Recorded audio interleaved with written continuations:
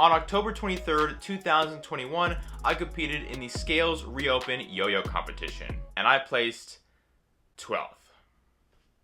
Dang it! What's going on? Lucas Decker here. I hope you are having a fantastic day. Scales Reopen was one of the very few yo-yo competitions to be held in the year 2021. The event was super awesome and it was great to see so many old friends all in the same spot again. Huge props and thank you goes out to the Scales crew for putting on an awesome event. In the 1A division alone, there were nearly 40 competitors, which meant the competition was going to be fierce. Huge congrats to Nick DeValpine, who in the end took the gold. His recipe for success was a very technical routine. It featured a lot of innovative and difficult tricks. And congrats to Blaze Becker and Chandler Steele for taking home second and third. And huge shout out to everyone who came up to me at the contest to say hi. It was truly an honor to meet such awesome people. You guys helped make this contest a great time. If you're watching this video and are new to this whole world of yo-yoing and thinking about getting started learning tricks, then head over to my online YoYo shop and pick up the Yo-Yo Master Pack. The Master Pack includes the best yo-yos for getting started. It comes with 3 yo-yos, each of which will help you progress to the next skill level. The shop will be the first link in the description below. When preparing for this contest, I knew there would be prelims where I would have to perform a 1-minute routine, and the top 20 routines would move on to the final round. So for my prelim routine, I decided to use the same one that I used at the Chesapeake Classic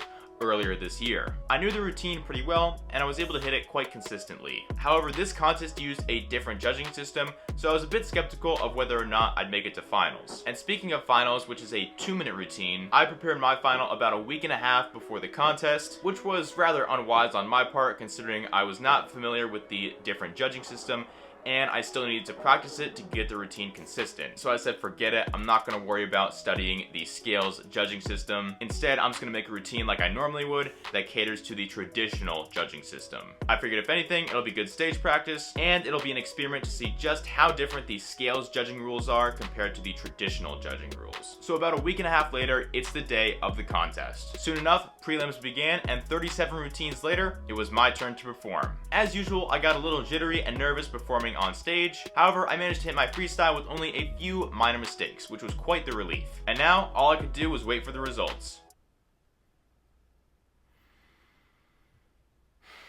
You feel that stress, that anticipation? That's what I had to deal with for like half an hour. It was rough. But eventually, the results were announced, and I placed 7th in prelims, which got me into the final round. Closely followed by Lucas Decker!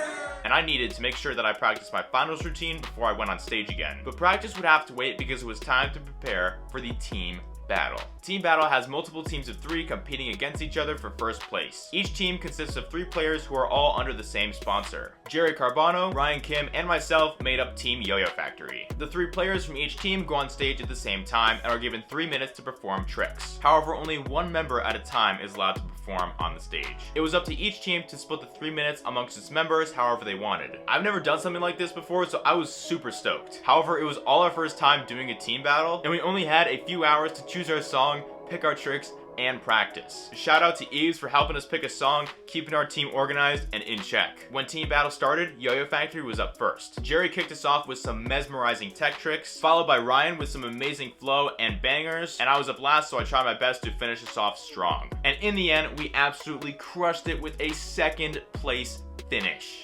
Yes! Soon after team battle, it was on to the final round. 20 competitors, 20 epic routines, all battling for first place. I went up to perform my finals routine on stage. I definitely did not hit my finals routine as clean as I would have liked, but that's kind of what I get for only a week and a half of practice. However, I still feel like I hit the routine pretty clean despite this. Now, as I mentioned in the very beginning of the video, let's talk about my 12th place finish. At first, I was a little bit shocked to have placed that low, and I don't mean that in an arrogant way or anything like that. It wasn't until I looked at the results that I realized how much my routine was at a disadvantage when being judged by the Scales rules. Speaking of which, let's talk about the Scales judging system that was used at this contest and how it compares to the traditional judging system. So the tech portion of both of these systems is very similar. In traditional rules, the tech category makes up 60% of your final score. However, in these Scales rules, it only makes up 50%. But by far the biggest difference between Scales and the traditional rules is the freestyle evaluation categories. Traditionally, you would be judged in the following 8 categories: execution, control, trick diversity, space use/emphasis, choreography, construction, body control, and showmanship.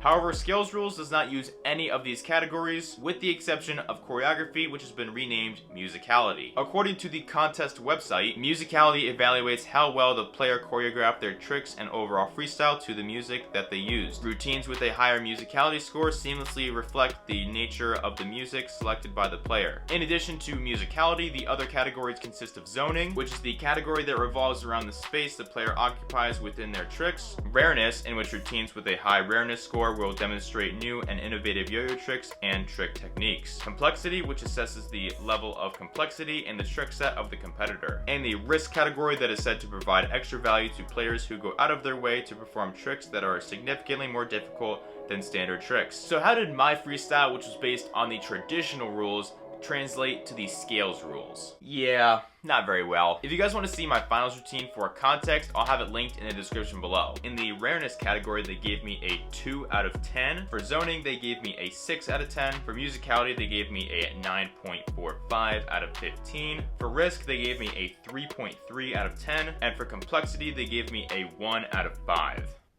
Dang, that's harsh. So I got the lowest score in 3 categories: Rareness, Risk, and Complexity. So it appears that the Scales judging system puts a spotlight on players who have a much more technical and innovative style of yo-yoing. I anticipate that a lot of other yo-yo players will welcome these rules at future in-person events, seeing as they encourage routines that are heavily trick-based as opposed to performance-based. Some players who focus on clear tricks, consistency, and performance may have difficulty adapting to the Scales judging system, especially considering that there is no reward for hitting a clean routine. Of course, any player is naturally going to want to avoid missing tricks on stage because it will hurt their tech score. But beyond this, there seems to be little incentive for a player to hit a clean freestyle, nor is there any punishment for hitting a sloppy freestyle. However, I can appreciate what Scales is trying to do here, because after competing at this contest, I definitely feel more inspired to branch out and try more technical and innovative tricks. Regardless, I'm definitely curious to see what you guys have to say. Leave your thoughts on this topic in the comments below. And that's gonna put a wrap on this video, guys. I hope you enjoyed it.